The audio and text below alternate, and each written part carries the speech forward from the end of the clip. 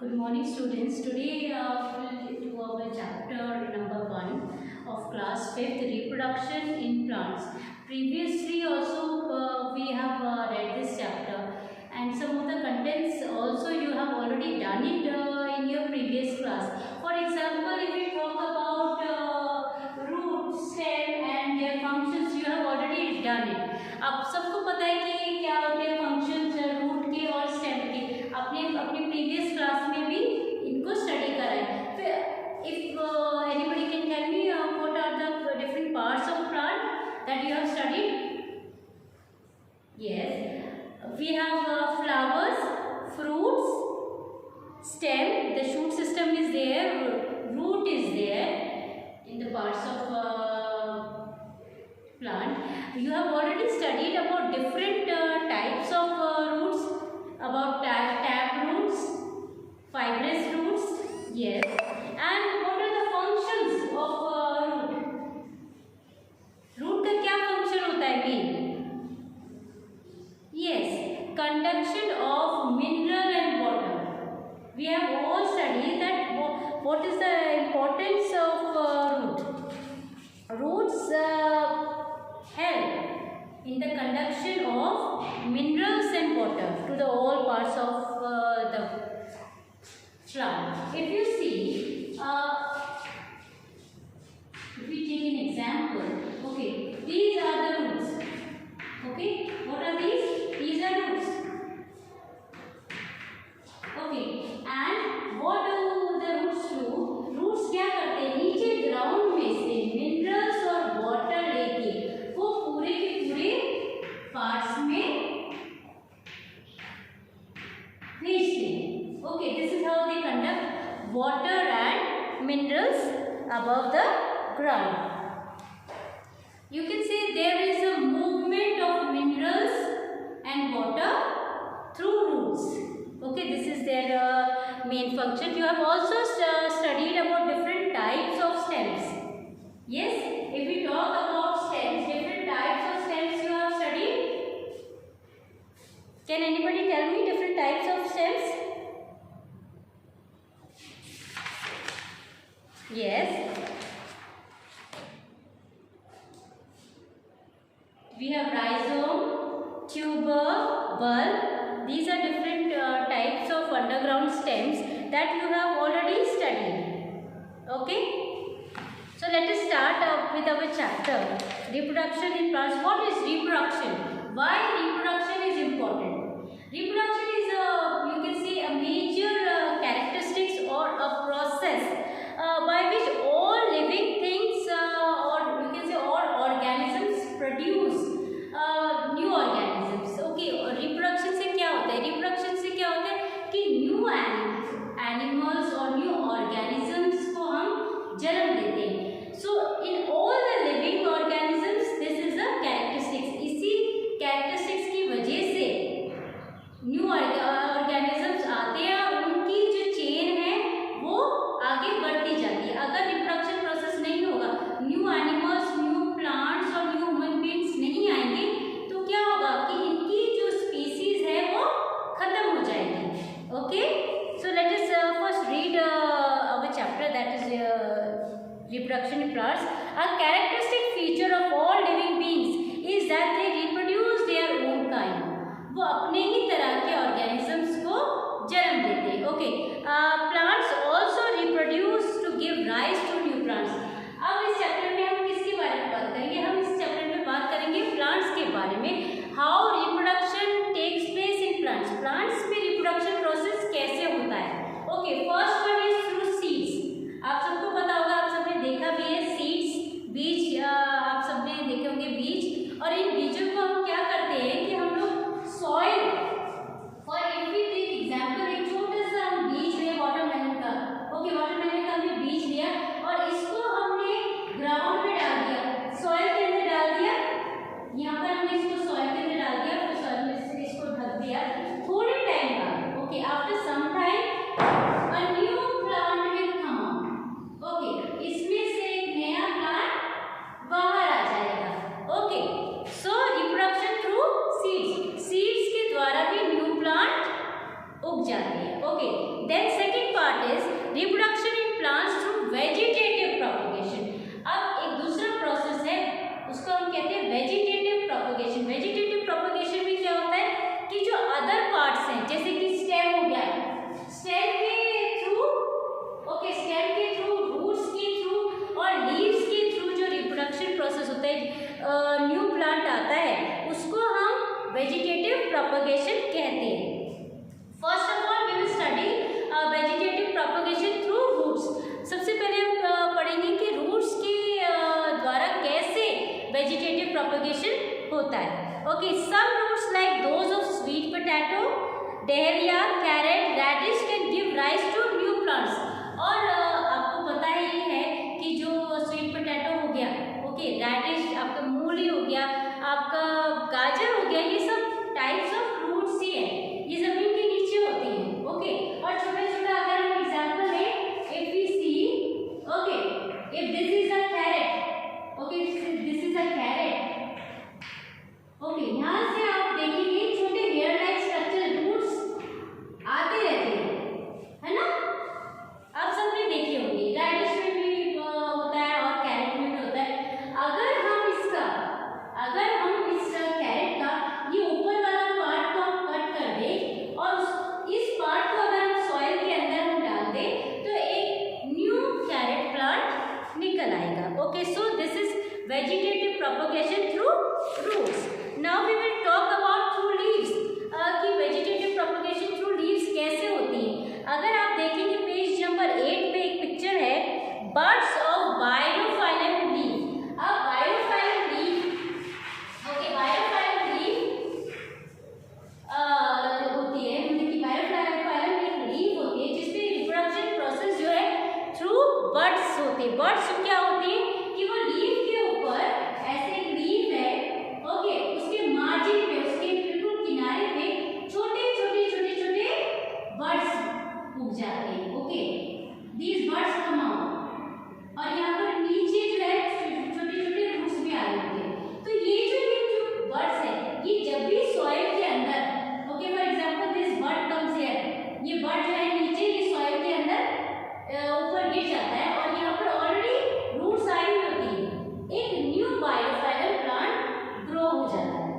Okay, now we will talk about the plants from underground stems. Okay, first let us revise one thing. We have already studied about root, कि root के द्वारा कैसे vegetative propagation होता है.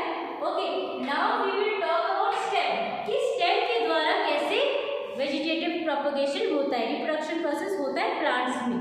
Okay, different types of roots are there, 3 types of roots are there. First one is rhizome, second one is tuber, third one is bulb. Now what is rhizome? Rhizome का example है ginger, आपका अदरक, turmeric. Okay, now roots develop from the lower surface. अब इसमें क्या होता है, नीचे की तरफ से, lower surface, नीचे की तरफ से roots जो है develop होती है. Okay, then a new plant comes out.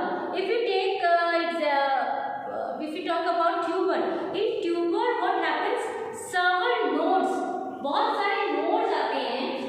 For example अगर हम ये लें आपका पोटैटो का, ओके, पोटैटो में क्या होता है कि बहुत सारे ऐसे ऐसे, आपने देखा होगा पोटैटो में वाइट कलर का ग्रो हो जाता है. ओके, ये इसको हम नोड्स भी कहते हैं, वी कॉल देम नोड्स.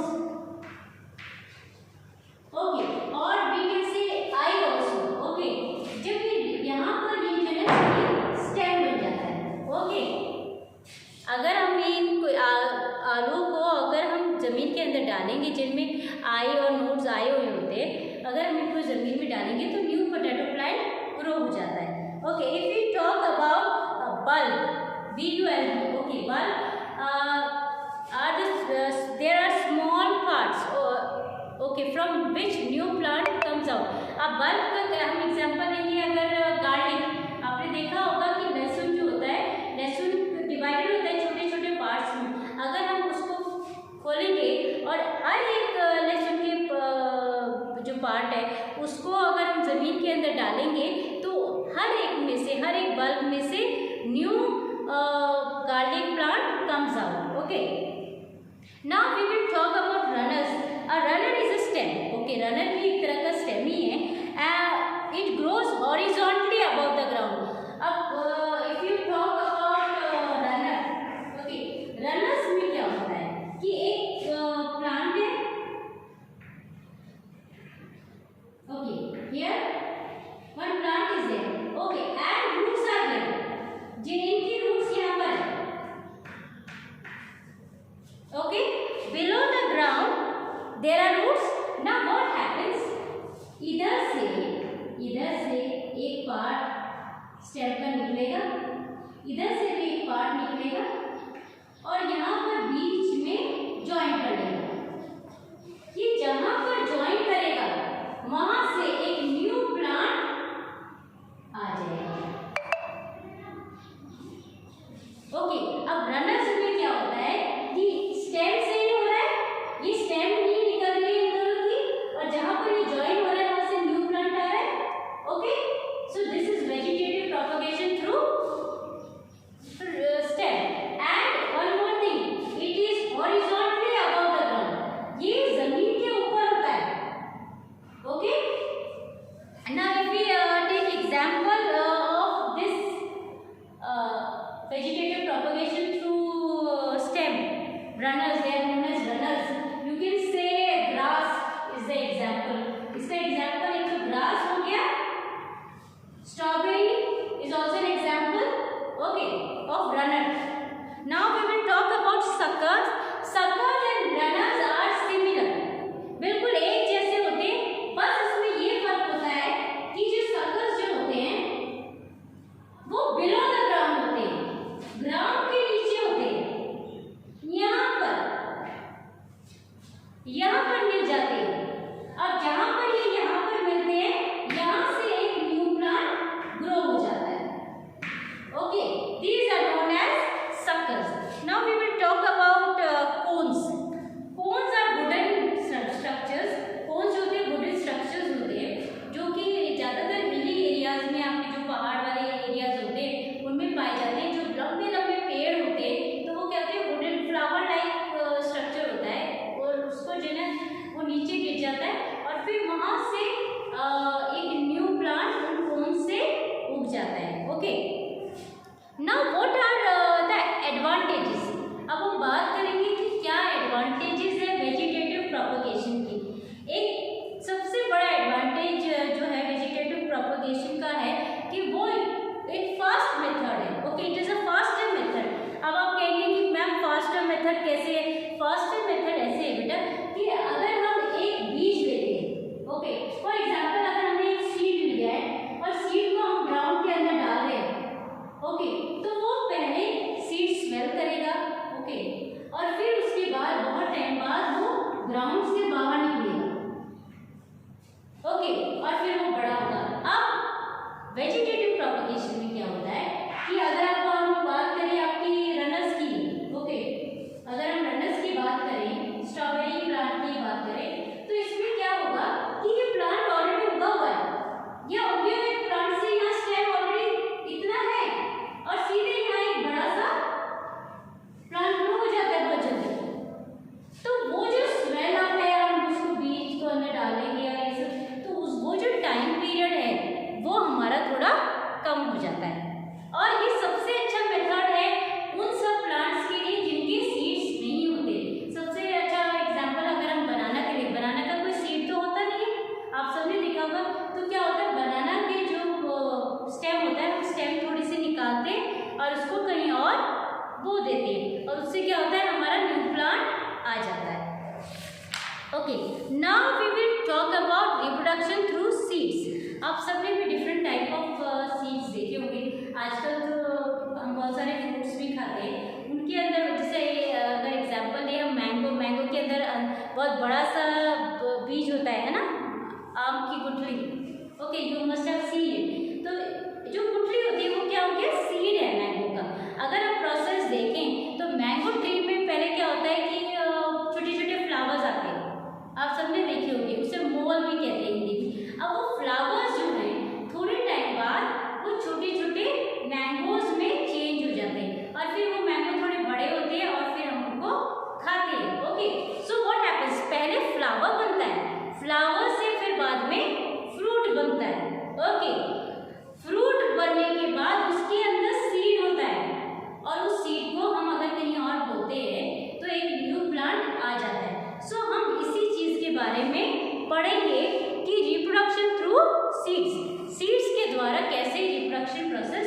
होता है।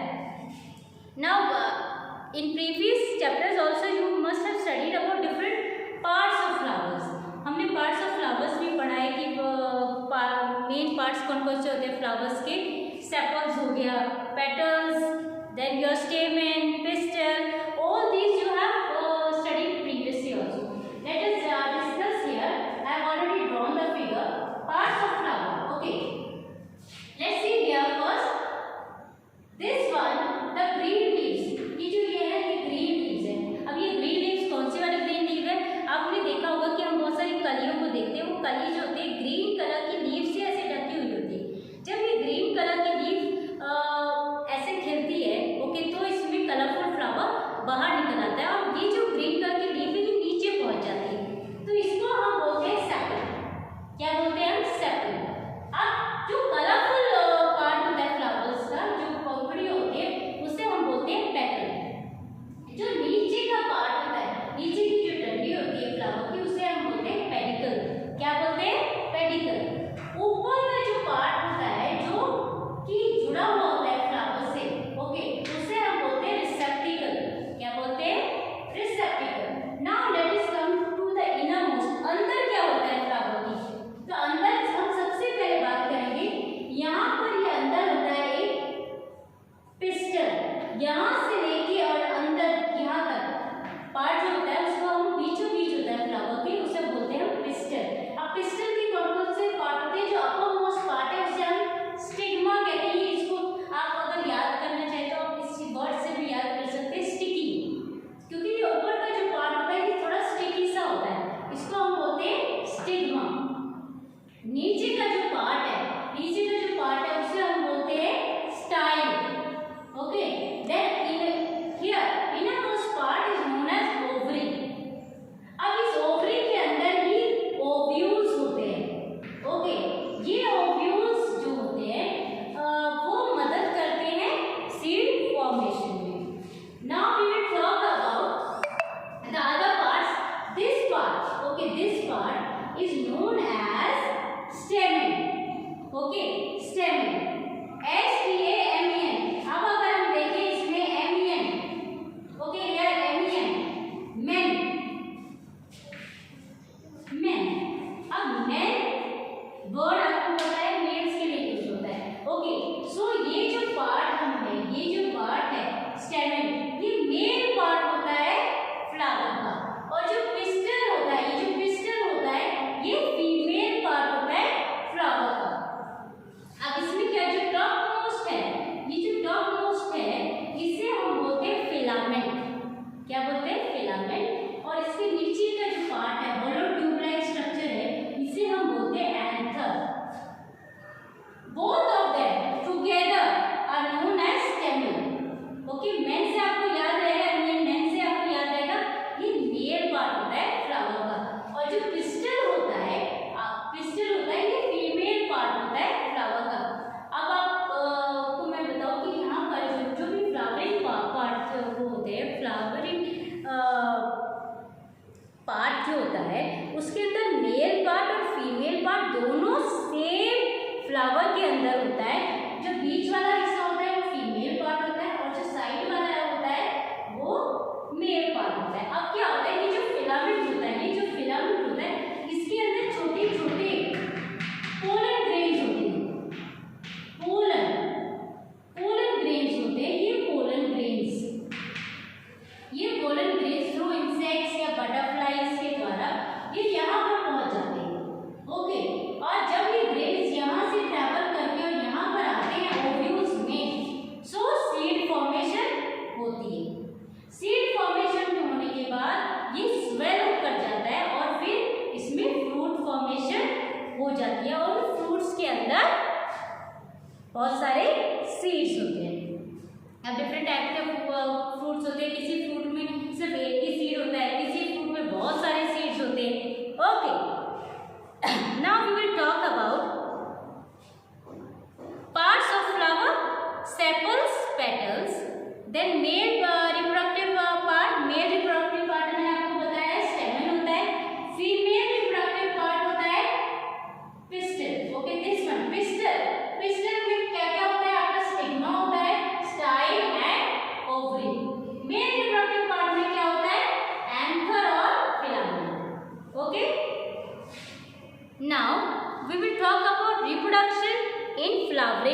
flowers. Most flowering plants reproduce through seeds. अब ज़्यादातर फ्लावरिंग प्लांट्स जो होते हैं सीड्स के द्वारा रिप्रोडक्शन होता है. ओके, अब इसमें क्या होता है, जो एडल्ट प्लांट्स होते हैं, जब पेड़ बड़ा हो जाता है तब वो फ्लावर्स को बियर करता है, तब उसमें फ्लावर्स आते हैं. अब इन्हीं मैंने आपको पहले भी बताया था, these flowers have male and female parts. इन्हीं फ्लावर्स में मेल पार्ट होता है और इन्हीं फ्लावर्स में फीमेल पार्ट होता है. Male parts contains small pollen grains. जो मेल पार्ट होता है, जो ये स्टेमन होता है, इसी के अंदर पोलन ग्रेन्स, यहाँ पर स्टिकी ऐसे छोटे-छोटे जो है पोलन ग्रेन्स होते हैं. अब ये पोलन ग्रेन्स यहाँ पर स्टिग्मा में से अंदर या ओवरी में पहुँचते हैं और यहाँ पर ओव्यूल्स होते हैं. अब पोलन ग्रेन्स और ओव्यूल्स दोनों जब मिल जाते हैं तब रिप्रोडक्शन प्रोसेस होता है. इस ट्रांसफर को पोलन ग्रेन्स जो यहाँ पर स्टिग्मा के थ्रू यहाँ पर ओवरी तक पहुँचते हैं, इस ट्रांसफर को हम पॉलिनाइजेशन कहते हैं. पॉलिनाइजेशन विंड के द्वारा भी हो जाता है, इंसेक्ट्स के द्वारा भी हो जाता है. So different means are there. After pollinisation the petals and stamens fall off. अब क्या होता है, पॉलिनाइजेशन जब होता है उसके बाद क्या होता है कि यहाँ पर पॉलिनाइजेशन हो रहा है, उसके बाद जो पेटल्स होते हैं, हमारी जो पंखुड़ियाँ होती हैं, ओके, वो क्या करती है, सूख के अपने आप टूट जाती है और जो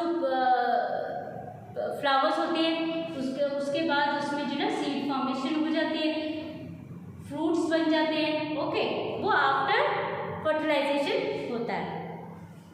These seeds produce now new plants. This is the life cycle of a plant. और इसी को हम कहेंगे कि यही एक तरह की लाइफ साइकिल है प्लांट की, कि पहले एक सीड होता है, सीड को हम जमीन के अंदर डालते हैं, फिर एक प्लांट निकल जाता है, वो प्लांट बड़ा होकर उसमें फ्लावर आ जाता है, फ्लावर आने लगता है तो फिर उसमें फर्टिलाइजेशन प्रोसेस होती है, फर्टिलाइजेशन प्रोसेस होती है तो उसमें सीड फॉर्मेशन होता है. सीड फॉर्मेशन होने के बाद फिर हम दोबारा से उसको सॉइल में डालते हैं और एक न्यू प्लांट आ जाता है. So by this children, our chapter reproduction in plants is